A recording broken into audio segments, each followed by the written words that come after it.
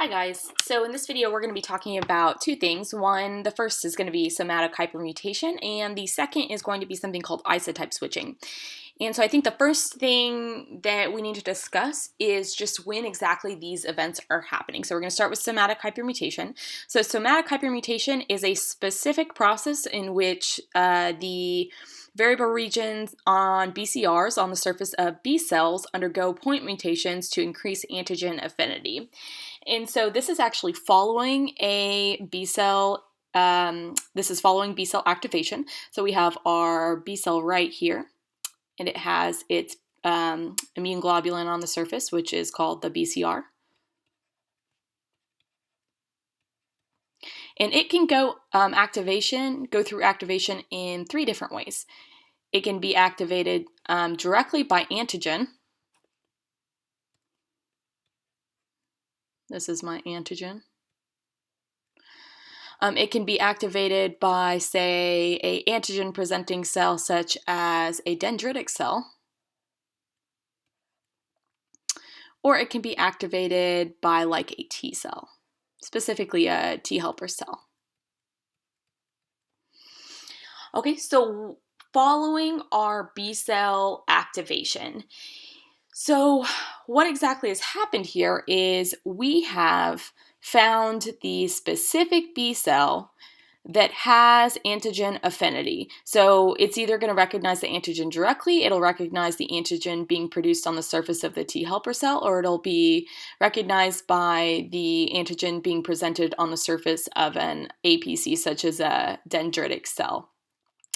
And so by that, we know that this B cell already has antigen affinity.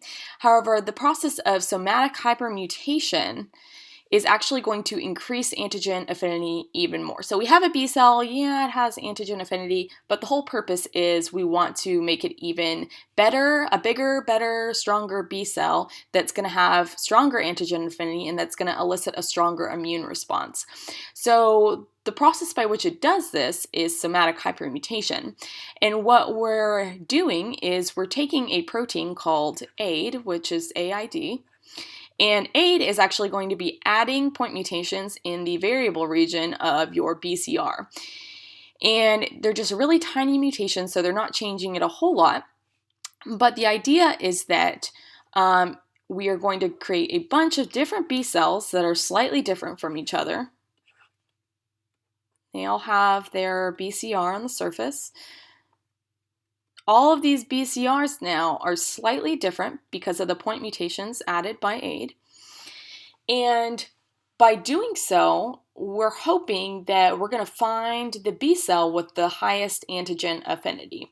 And so whenever this happens, this is not an antigen-specific process occurring, meaning that the B cell, or AID more specifically, can't see the antigen and be like, well, I know what I need to do. I need to add a point mutation here in order to increase antigen affinity. No, AID just adds these point mutations randomly. We create a bunch of different B cells, and some are going to have a higher affinity and some are not. And so the ones that decrease antigen affinity will go through apoptosis and will not be involved in the immune response. The one that is going to have increased affinity, and it's like our strongest, our big bad B cell, is going to have the highest affinity because of the point mutations were added just so in order to have the highest affinity for the antigen. Okay, so the next process we're going to be talking about is isotype switching. And so when this is occurring, this is going to be occurring after we found our B cell with the strongest affinity. So we have our B cell, it's already gone through somatic hypermutation. It has its BCR on the surface, which has increased antigen affinity.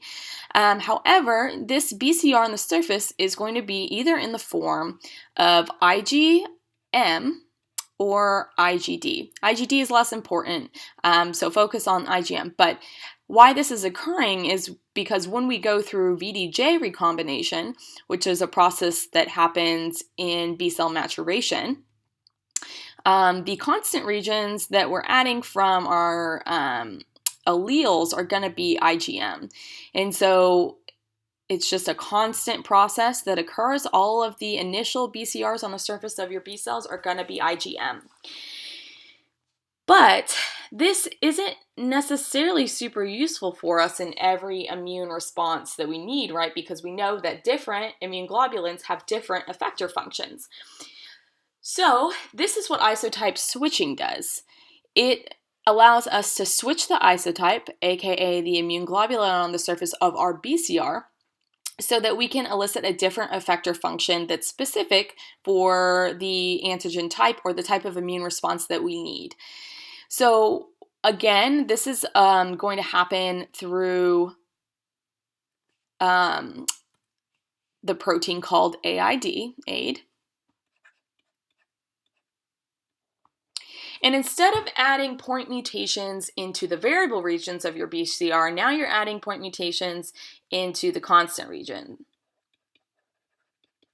Because our constant region is what's going to make up our isotype. So now we're adding point mutations to change the constant region and change our effector functions. And so what's going to happen is now we're going to have, depending on the immune response that elicits this isotype switching, we're going to have different isotypes. So we might have a BCR with IgE on its surface in the case of maybe a parasitic infection or allergic reaction, or we might have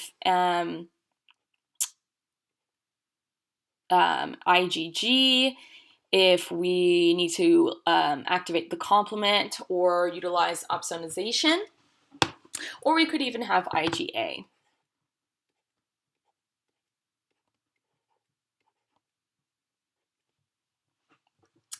All right, so this concludes this video. I hope it helped. If you have any questions, leave a comment below.